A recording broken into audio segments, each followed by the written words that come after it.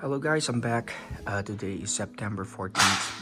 I believe around 8 more days and it will be the end of summer and start of fall. And I'm in the second floor right beside my grow tent here. And yeah, this is what I've been working on the whole summer. And yeah, I just want to talk about it. Let me get closer here. And yeah, so just to give you guys an idea, I'll show you a picture. I had a plant shelf here, around 2 or 3 tiers, and I bought that plant shelf from Amazon. And as a beginner, I thought that when they talk about low light plants, then that means as long as they have light, they should survive. But apparently it doesn't work that way. I failed and killed a lot of those plants. Some really had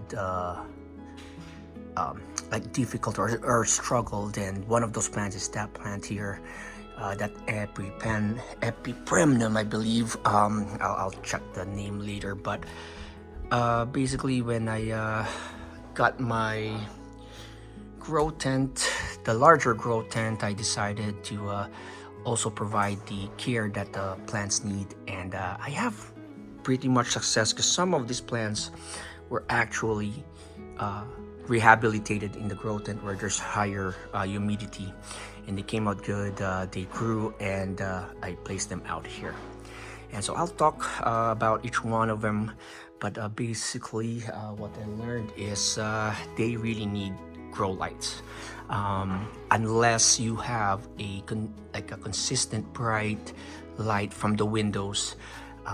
In my experience, some plants might struggle, others might go into dormancy, and at that time I don't know what those terms are until I watch a lot of plant videos, and I figured out that's what caused my plants to struggle and some of them die. So yeah, I'll go ahead and start with that, guys. So before I start, and again, I apologize, my kids are downstairs, it's a Sunday. I also been using moss poles, as you can see here.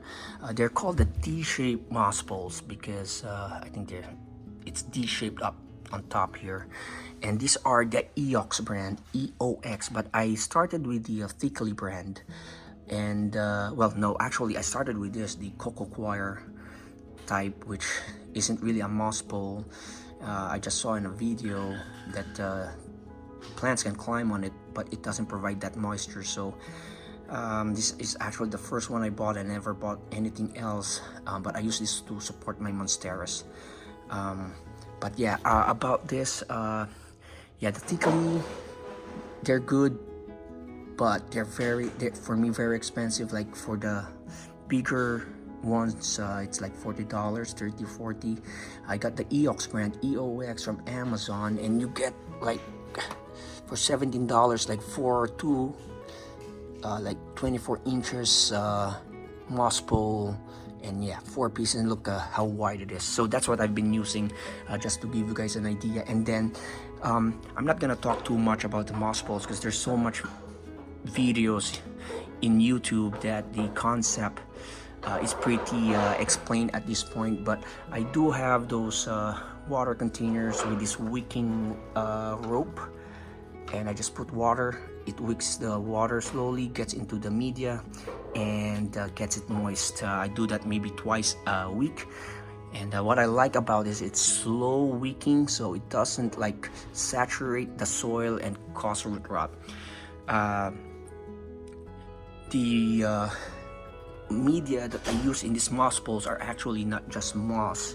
Let me see if I can get a close up here. So they're a mix of long fiber sphagnum moss, cocoa coir, or whatever is available, because long fiber sphagnum moss is very expensive. So what I've been doing is I've been reusing my long fiber sphagnum moss from my Nepenthes plant. So I did a repot on most of my Nepenthes plants, and I don't want to throw away the old long fiber sphagnum moss, and it's been perfect here. And I just add some cocoa chips, or maybe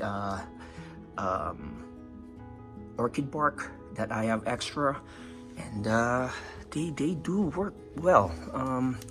To show you here, look, I have a root growth there, and let me see if I can find more.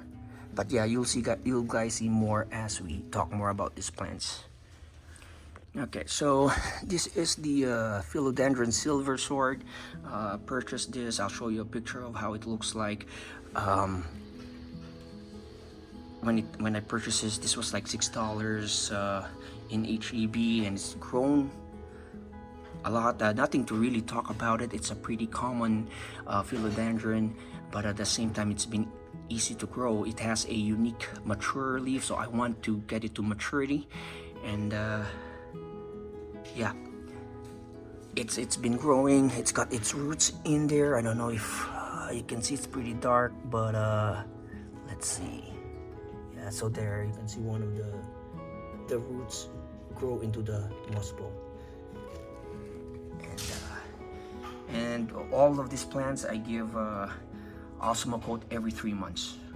Alright, next would be this Monstera Thigh Constellation, and I purchased this from Carnivero on November 2023, and I repotted this in this pot and moss pole July of this year.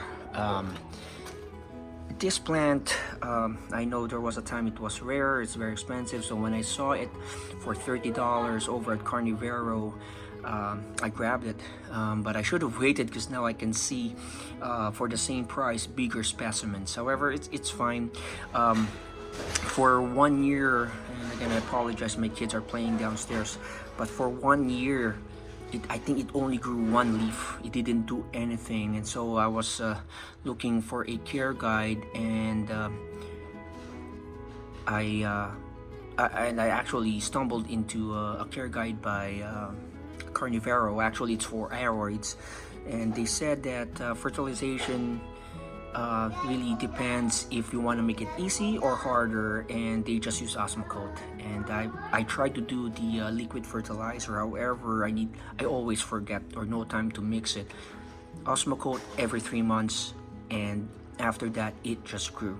And it was in my grow tent for the most part, because at that time I heard a lot or read a lot about the Monstera Thigh Constellation being very finicky and might easily struggles, but I did well. Then repotted it and put it here, and I think it has grown 2 leaves at this point. But look at the roots here. Yeah, so it's got no roots and no roots into the moss. Oh no, yeah, there's a root into the moss bowl, so that's cool. Actually, this is the first time I've seen that new root, but there you go. So yeah, it works. That's good. So I have a mature regular Monstera, and they kind of like spread all over the place, but I've seen a video, I think it was a thickly video, of how they grow their Monstera, and they're able to guide it through the moss pole, and it grew straight. So that is the plan here, so it won't be all over the place. I'll try, but I love this plant. So far no issues. I think it got a bit of a reputation of easily getting root rot, so I have a very well draining soil. It's I'm using expanded shale because it's cheaper, and just regular topsoil, and yeah, that works for me. All right, this one ain't much. It's a Scindapsus pictus, given to me by my friend years ago. I forgot the actual year, maybe 2 years ago, and it's one of those plants that I neglected, and now I have some more cuttings, and I will take it seriously and hopefully to grow it well. I'll show you another plant, or one in my daughter's room, that has grown really well. Alright, next would be the Philodendron Bilitiae. I've had this July 2025, I believe, from Gabriella Plants. Bought this online. It no issues so far. I should have planted it closer to the moss pole, but you know, it is what it is. This is the newest leaf. It's big, and yeah, I'll show you a picture of what it looks like when I first receive it.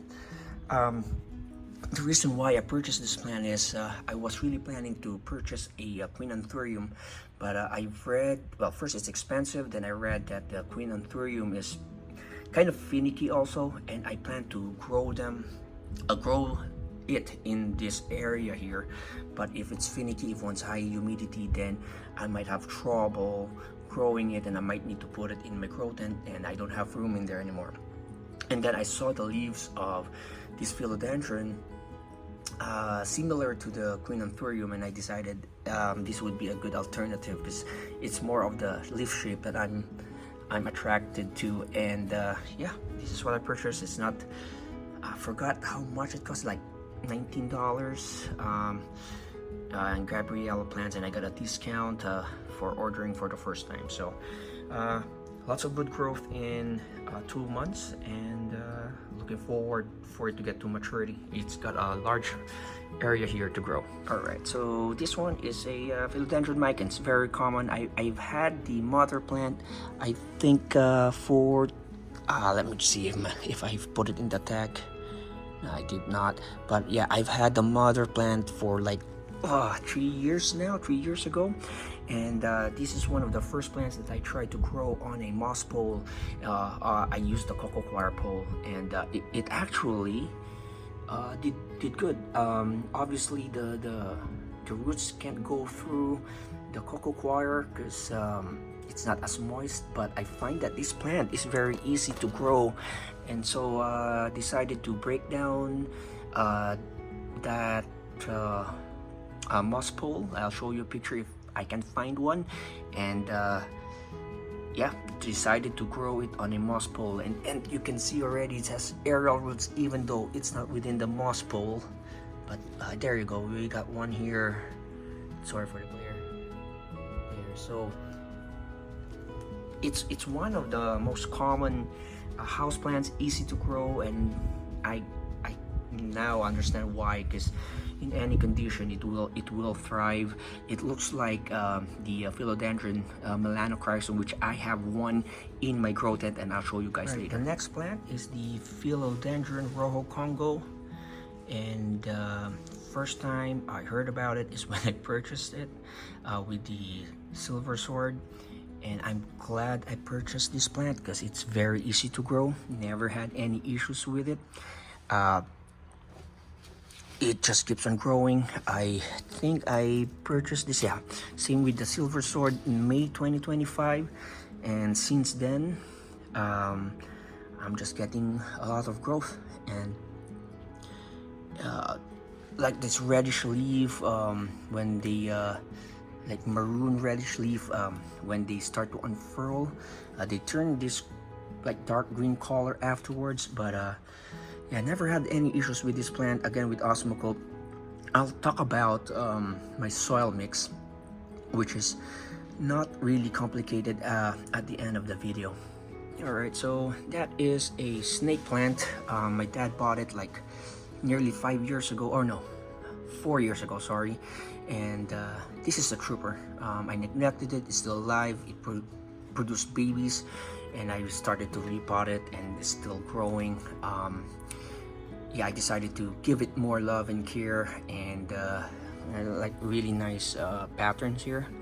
So, and this one I just purchased, I think a month ago. Let me check. Yeah, a month ago. I had some like points from purchasing from my local nursery, and I used that points to buy this. This is the Cissus discolor, but I think it's struggling out here. I read from a lot of, watch a lot of videos. These require a very high humidity. I have a cutting that I placed in my grow tent, so that's doing good, but I'll keep it here. But I have lots of new growth. You can see here it's from the grape family.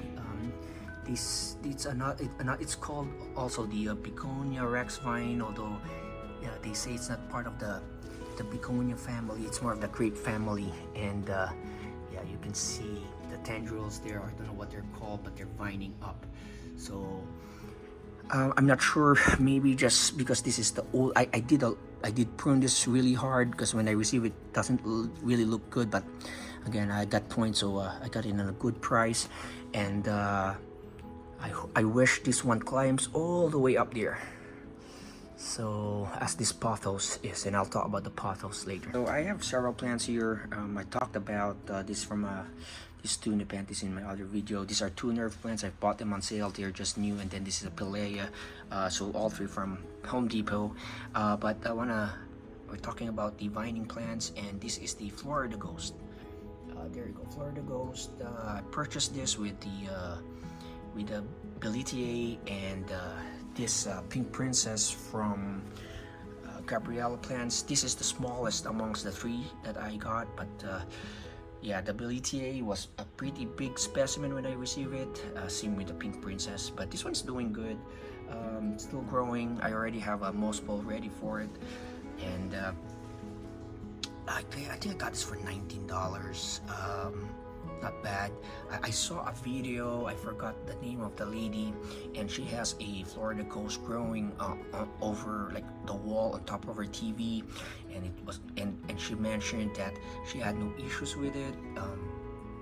What else? It just grew there really well. It still has white leaves. It doesn't get too much light, but the plant is pretty hardy, and that really caught my attention because I like the leaves, the unique look of the leaves. But at the same time, whenever I see a plant that is unique and is easy to take care of, well, I like to definitely get one. And you can see there's a new growth there, and it starts off with a white leaf here, and then it starts to turn green as the leaf gets older.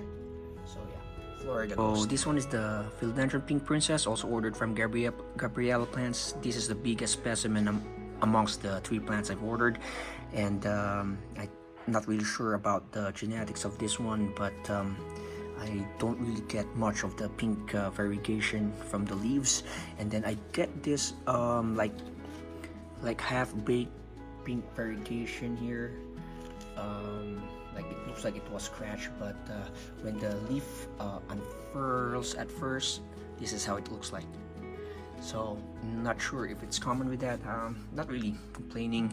I believe plant sellers, they also order these plants from like the big nurseries, and at times you can't really control the genetics. One thing I like about this plant though, when I receive it, it has a pretty robust growth already. It's like receiving two plants at a time. So there's one growth here, and then the the other growth is the one connected to the moss bowl. And so my plan here is I will let this like grow bushy, and then the one climbing the moss bowl will have the bigger leaves, and never had any issues. I saw a video. What made me want to get a Pink Princess is because of the red petioles, like that wine red petioles. And there was this lady doing a care video about Pink Princess, and she's got a big specimen, and the stems, or I don't know, the vine is really red. And so I am hoping I get more of the pink variegation. Sorry, my wife's making coffee. Yeah, I'll show you up here. So there's let me see if I can get this closer here, and you can see all those roots. And this is why I love these plastic moss balls. I have some osmocote there, but you can see all that growth. This is a very robust growing plant. Look at that. And then one of the roots went all the way up here, so I might need to put more moss balls. But this is a sign of maybe, yeah, this is a sign of good growing plant. Maybe the leaves might not have the pink variegation, but I'm pretty sure this will get into a big plant eventually. Alright, so this is my Epipremnum albo. Sorry if I murdered that name, but I've had this plant for 3 years now. And first 2 years I've actually neglected it, and I'll find pictures of how it looked like. This is one of the plants that I put in my plant shelf beside the window without a grow light, thinking they will make it, and they just struggled. And so when I purchased my grow tent, the big grow tent, I decided that I'll finally care for it, you know, give it proper care. And I actually have this smaller, thickly moss poles, and I never thought they'll grow this way.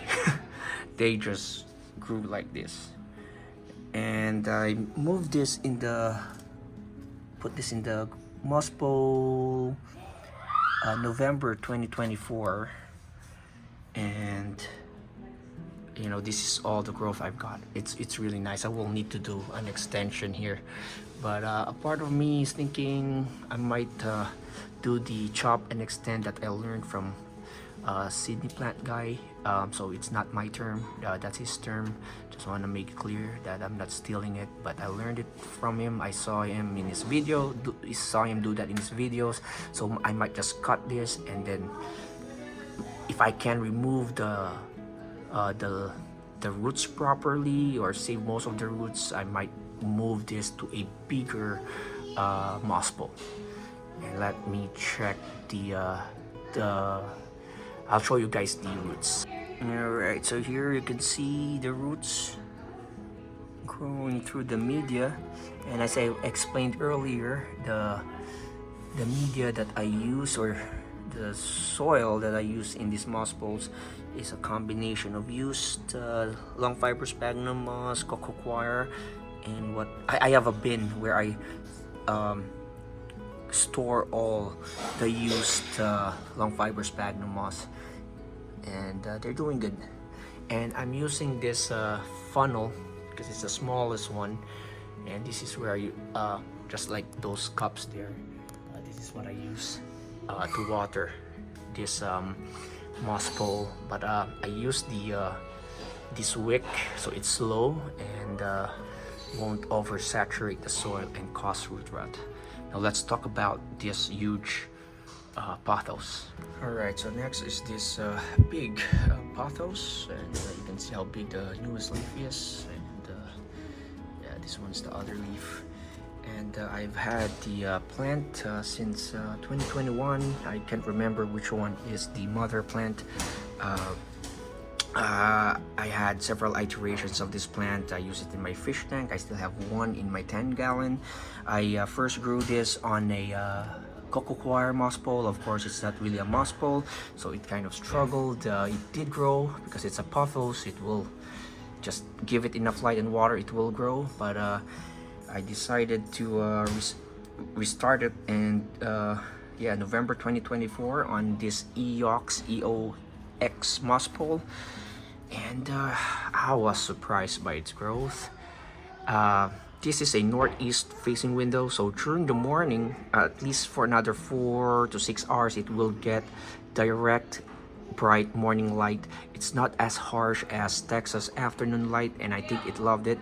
And I immediately saw how huge the leaves are growing, and I left it here, and for the most part it will stay here until I reach the top. And yeah, it's a pothos, and it has a vine that grew all the way there, and I'm actually letting it climb. So yeah, it's a pothos, so nothing more to say about it.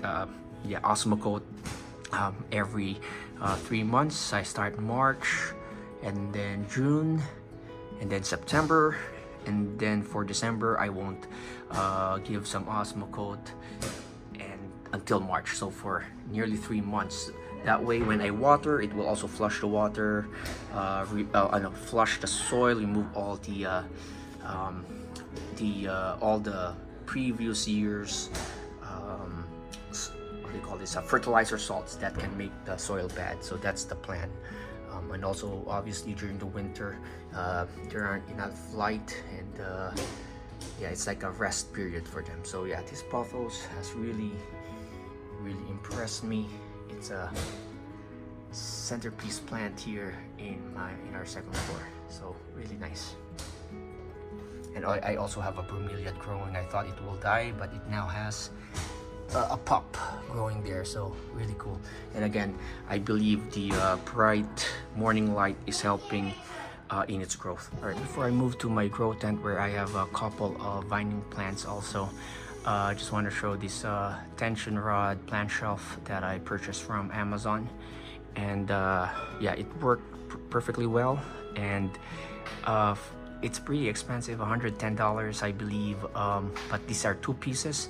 If you buy only 1 piece, it's more expensive, so I decided to buy the 2-piece, and the other one is in the other side of our home, which I will show you guys later. And yeah, this is a really cool plant shelf, and provides room down here compared to like an actual, like a regular plant shelf where it's different tiers. Not enough light will reach the lower portion. The other thing here is, oops, sorry, I stepped on the light. I have carpet runners here to protect the carpet. This is actually, like, for some homes they use this to protect the carpet when people enter the home, but I'm glad I found this because I was trying to figure out how to prevent like water and dirt and soil to get into the carpet. I just want to talk about the soil mix that I use. I know there's tons of soil mixes out there, but mine's pretty simple. Again, this is what works for me. It's easier to find. Basically, there's it is just topsoil and expanded shale. The topsoil, I purchased this from the nursery garden store that I usually go to. It's called Rainbow Gardens over here in San Antonio, and they sell this topsoil like $5 for a big bag, and it has sand, it has some wood in it. It doesn't have enough or a lot of organic stuff in it. What I like about it is I use that for my when I planted native plants in my backyard, and one of the things is it's a very it drains really well, and when I used that, I figured, why don't just use that kind of soil for my soil mixes. And then another easy to find ingredient is the expanded shale. I first found this from HEB, small bag, it's like $4, and I mixed it, and whenever I watered it, literally would drain like in a couple of seconds. So it's a fast draining mix that I have. Works really well with my plants. And then I also stopped using perlite for my long fiber sphagnum moss mixed with my orchids and nepenthes. I use expanded shale now, so it works really good. So just wanna I'll let you guys know what soil mix I use, because there's a lot of videos out there. There's different mixes, different ingredients. They're expensive, and when your collection gets this big, you know, the soil is very important. But I found an alternative, so that's what works for me. Just topsoil, and then expanded shale. The mix would be like 1:1. If I want it to drain more, then more expanded shale, and then fertilizer again is just Osmocote. So moving on to the my grow tent, and I'll start with this philodendron verrucosum.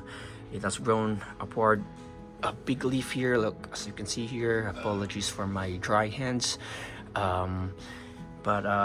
yeah, I purchased this from Carnivero November 2023 and moved this into a chunky mix and moss bowl February 2025. This plant struggled a lot for me because initially I just placed it on my plant shelf on a window. I believe it was the northwest facing window, but it doesn't get enough light. At the time I didn't realize it's not enough light because of I thought it's a low light plant and it will make it, but it struggled. It didn't grow too much. And when I purchased this bigger growth tent, I decided to start over, and it's doing really well except for I think spider mites. I started to get some mottled yellow spots on the leaves, on the lower leaves, and from what I've read, I've seen so many videos, one of the main problems of these plants is it attracts spider mites. However, I can't find any spider mites. I had a magnifying glass, I can find one. My other plants are don't have the pest, so I figured maybe it's a specific pest that might be opportunistic. It might not be able, like it can't really damage other plants, but these velvety leaves could be more prone to that. So I'm not sure, but I don't see any other pests in my plants. What my plan is, I will follow Sydney Plant Guy's advice or his method. I will chop it here, and then I found a way to open this moss pole and then grab the roots and replant it, and we'll see if I can grow it outside of the grow tent. So I also have the cup here so I can water this slowly, but for the most part I'm happy that I'm able to get it to grow. Now I know that I can and how big this leaf is, but more likely I might leave it in here. We'll see. Let's move on to the next one. So this is the Philodendron melanochrysum. Same issue with this in terms of I placed it in one of my plant shelves and it struggled, less light, less humidity. But when I purchased this plant, it was a cutting. I'll show you a picture. There was a bidding in eBay, $15. At the time, I think it's still a bit rare. $15 for a small cutting with a petiole. I thought I won't win that bid, but I put the bid in. I thought, yeah, that's a bad decision. I don't think I'll win. Someone will be able to get the plant, but apparently I won. And to be fair to the seller, I continued to, like, I went ahead and purchased it. It arrived. I was able to root it, but it grew about 2 feet. I think I'll have a picture, but put it outside of my grow tent on a windowsill, and then it crashed from there. And again, when I had, just like the verrucosum, when I had this grow tent, I restarted it and it just kept growing. The leaves are really nice. I will do the chop option again on this one, or technique, and regrow it from a larger, starting from a mature stem. And I have some damage here. I don't think it's pest, but I'm just happy that it's growing, and I found a way, or I figured out a way how to make this plant happy. I have another one here just growing. I don't know what to do with this. I might just sell this. There's some damage there, but this one I'm glad I figured it out. So Philodendron melanochrysum, and I will be moving it into a Eox moss pole. Alright, the next one is the Monstera dubia. Purchased it from Pet Fly Trap, June 2022. Also struggled when I just placed it in one of my plant shelves. Didn't do well until I decided to replant it, put a moss pole, and oh yeah, the fan turned on, and you can see here it just it grows flat on the moss pole and keeps climbing. Really cool plant. And from what I've seen in the internet, if it reaches the top, it will grow upward and have fenestrations just like a monstera. But I think the main draw of this plant are the flattened leaves as it climbs. It's got a silvery sheen to it, and how flat it is also cool. I have another one here in an Eox, Eox moss pole, and this moss pole is wider, so as you can see, some of them are actually overlapping, which is really cool. I will need to move this one and train it here, but yeah, there are now roots growing through that, so I'm afraid I might break it. And let's see here. All right, so there's a root there. It is actually easy if you give the high humidity and well draining soil for it and something to climb on. But yeah, Monstera dubaya, not really common. I don't see much of it in the internet. It's the its cousins, the Deliciosa, that's more popular. Guys, so I showed you earlier the northeast facing window with the Amazon tension rod plant shelf. And I said earlier I purchased the 2-piece, which is cheaper than buying one tension rod at a time. So this is an Amazon. I forgot the brand, but there's several that looks like this. Only $50. There's the branded ones in Facebook that's like $200 each. It's crazy, but as you can see here, the light is very bright. I like the shadow on the Monstera leaves, as you guys can see here. Really nice. Sorry, there you go. And this is one of my Monsteras, and I'm using a coco coir pole, but not as a moss pole, but as a way to a support as it gets larger. Yeah, I really love this tension rod. Again, I'll show you a picture, a plant shelf here, and the issue is the plants underneath don't get enough light, but now I can place them this way. They get light from the windows and also through this LED light. And this is my purple shamrock. I saw a video by Sydney Plant Guy. His purple shamrock has really nice growth. It's very lush. When I purchased this was very small, and this adapted really well in my conditions. But I'll make a separate video for that. Yeah, so far I'm liking it. I'm adding some of my old plants, like some succulents here.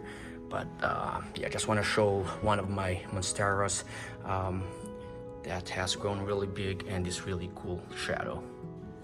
Alright guys, so I'm in my second daughter's room, and this is the plant shelf. This was in my northwest facing window, and yeah, I replaced it also with a tension rod from Amazon, tension rod plant shelf from Amazon.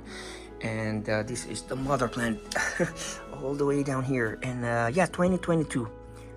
Oh, so it's been here 3 years. So 3 years, and this is all the growth. And when I replace this, I can't get myself to discard it. I was planning to sell it, but my daughter said she wants a shelf for her toys, and I said, yeah, you just use this, and it worked well, and the plant's still there, still doing good. I need to do a bit of trimming and training where the vines will go, but it's a pretty easy to grow plant, but I want to grow it in a moss pole and see what it does if it gets bigger leaves. So yeah, the Scindapsus pictus. Alright, so this is my last Aroid. This is the same Monstera as the one upstairs. I don't know which one is the mother plant, but this one I placed in my grow tent to rehab it, and actually placed it on a moss pole. And it just has grown really well for me. It's in a small pot, but my goal is to let it grow upwards, get its roots through the moss pole, and hopefully it doesn't like spread too much as a Monstera does. But I noticed here a couple days ago, there's a root that is growing through the pole, as you can see here, really thick. So that's really cool. But yeah, this plant, I'm gonna try to look for a picture of how it looked before, it doesn't really look good. There was a time I just want to get rid of it, but yeah, I decided to rehab it, and several growths now. This is a Sensi clip light, very affordable, bought from Amazon, and it's doing really well here. One thing again I've learned is even though they're considered as low light plants, they would need consistent bright light. And yeah, I have several grow lights now, I think around 11 all over the house, but yeah, we have a solar panel, so that helps with the bills. So yeah, basically that's it. That's my Aroid collection. That's what I've been busy with this summer, and I'm really happy that I figured it out.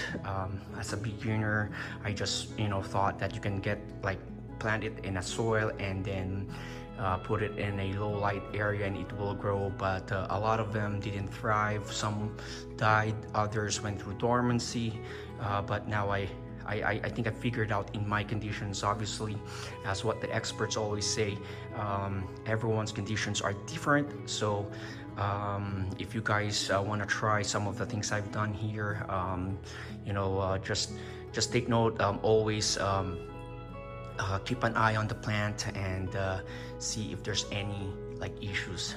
But yeah, please hit like and subscribe. Thank you, and have a good one.